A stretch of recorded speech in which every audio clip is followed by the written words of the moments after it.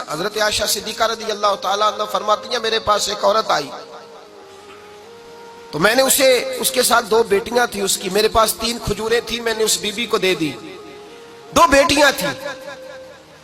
उस औरत ने क्या किया, मैं देख रही थी, माँ थी ना और बेटियों की माँ थी।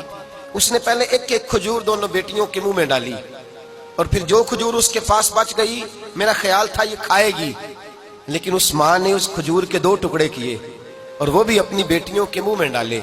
हजरत आयशा सिद्दीका फरमाती है, उसका अमल इतना हसीन था, उस बीबी के इस अमल के अंदर इतना हुस्न था कि मेरी आंखों में भी वो बात रह गई, दिल में भी रह गई, रूह में भी समा गई।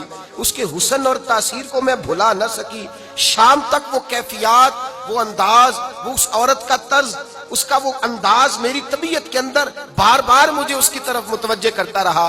शाम को महबूब तशरीफ लाए, नबी करीम सल्लल्लाहु अलैहि वसल्लम शाम को जब तशरीफ लाए तो हबीब पाक अलैहिस्सलाम को मैंने बतलाया। मैंने कहा, हुजूर बीबी आई थी, उसका चेहरा बता रहा था कि भूखी है, लग रहा था कई दिनों से खाना नहीं खाया।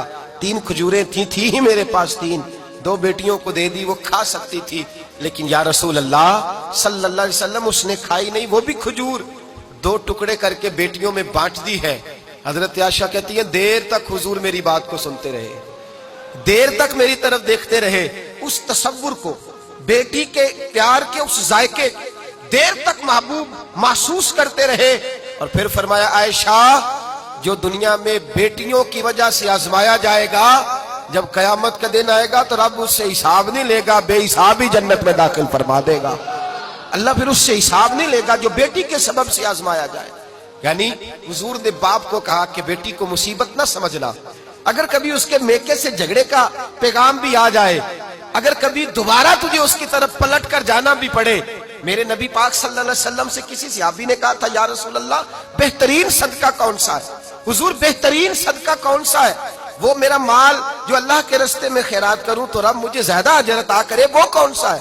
तो मेरे नबी पाक ने फरमाया, अगर तेरी बेटी वापस लौट आई, तलाक की वजह से या बेवा होकर वापस आ गई और तुझे उस लौटने वाली बेटी पर कुछ खर्च करना पड़ा, तो तेरे रसूल का वादा यह है कि अल्लाह तुझे उस रुपए पर सबसे ज्यादा अजर अता फरमाएगा, उस पैसे पर अल्लाह तुझे सबसे ज्यादा। इन्हें बोझ ना जानना, इनकी आजमाइशों पे परेशान ना होना।